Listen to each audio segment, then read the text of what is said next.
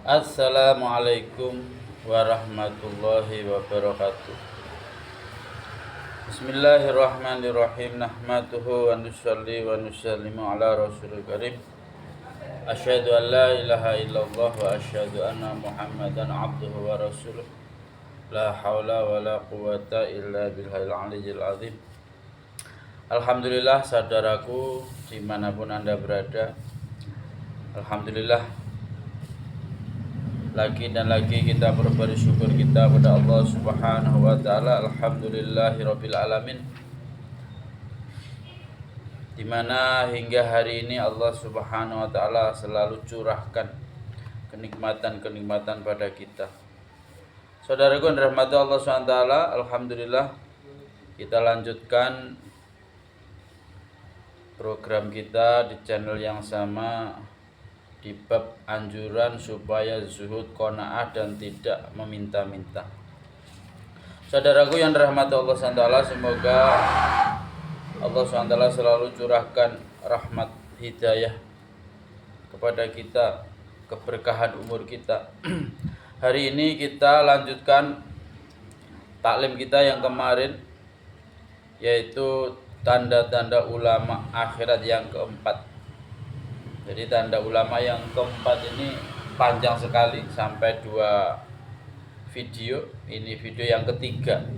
Ini masih ada sedikit lagi agar sempurna dalam kita membaca ini kitab. Saudaraku rahmat Allah SWT, Rasulullah SAW merupakan teladan yang terbaik bagi orang yang takut kepada Allah, mencintai akhirat, dan banyak berzikir kepada Allah Subhanahu wa taala. Maka mereka ditanya, apakah mereka mengikuti Rasulullah SAW atau Fir'aun? Akhirnya ia pun dilepaskan. Di sini ada satu perkara yang patut diperhatikan, bahwa memiliki banyak harta benda memang tidak diharamkan. Akan tetapi bila hal itu diwaspadai, maka kecintaan terhadap harta benda tersebut akan masuk ke dalam hati, sehingga akan terasa sulit untuk ditinggalkan. Untuk memilikinya tentu diperlukan berbagai sarana penunjang, sehingga yang selalu dipikirkannya adalah meningkatkan pendapatannya. Orang yang sibuk memikirkan untuk meningkatkan jumlah uang yang dimilikinya tentu akan meringan-ringankan agama. Kadang-kadang ia akan terjerumus dalam perbuatan dosa. Jika orang yang telah tenggelam dalam dunia itu mudah terselamat dari godaannya, maka Rasulullah SAW tentu tidak akan mengingatkan supaya manusia tidak cinta dunia. Dan beliau SAW sendiri tentu tidak akan menghindarinya. Tetapi Rasulullah SAW sendiri melepas pakaian mewahnya. Yahya bin Yazid Naufal rahmatullah alaih menulis surat kepada Imam Malik rahmatullah alaih. Dalam surat tersebut, setelah memuji Allah Subhanahu wa taala dan bersolawat kepada Rasulullah SAW, ia menulis, telah sampai kabar kepada saya bahwa engkau mengenakan pakaian dari bahan yang sangat tipis dan halus, dan memakan roti yang lembut, dan tidur di atas kasur empuk. Engkau juga telah memperkerjakan seorang penjaga pintu gerbang, padahal engkau tergolong seorang ulama besar. Dari tempat yang jauh orang-orang datang kepada engkau untuk belajar ilmu.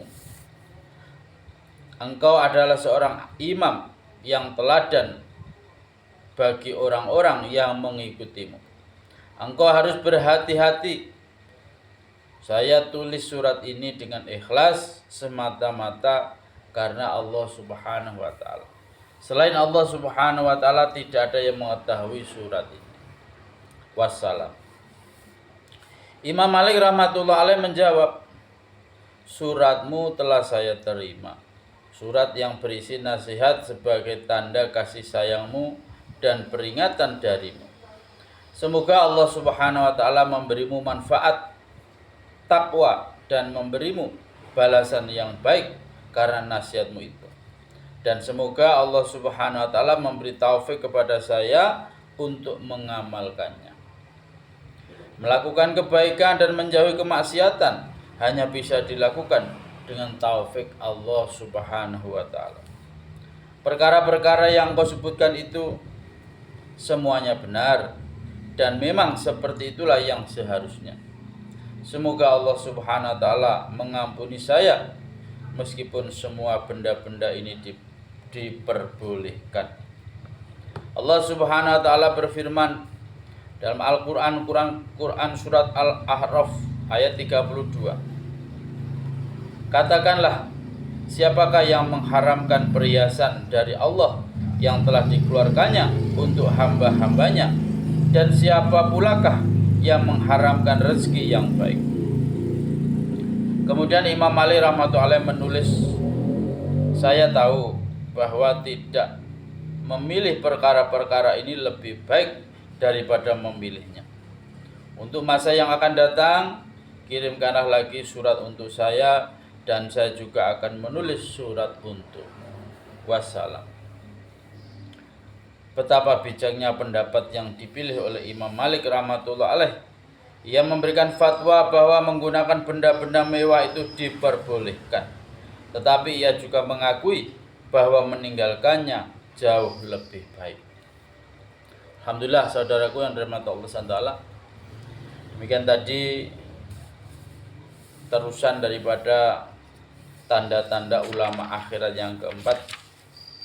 Semoga Allah SWT memberi kepahaman kepada kita dan niat untuk mengamalkan dan menyampaikan kepada saudara kita yang belum mendengar. Saudaraku yang dirahmati Allah SWT, tak lupa pula hamba yang fakir ini meminta kepada saudara dimanapun Anda berada, mohon doa, mendoakan kami hamba yang fakir ini agar selalu istiqomah, bisa taat kepada Allah Subhanahu wa taala dan menghidupkan sunnah Nabi sallallahu alaihi wasallam. Saudaraku yang dirahmati Allah SWT, untuk kesempurnaan majelis kita tutup dengan doa kifarah majelis. Subhanallah bihamdihi, subhanakallahumma bihamdika, asyhadu an la ilaha illa anta, astaghfiruka wa atubu ilaik. Wassalamualaikum warahmatullahi wabarakatuh.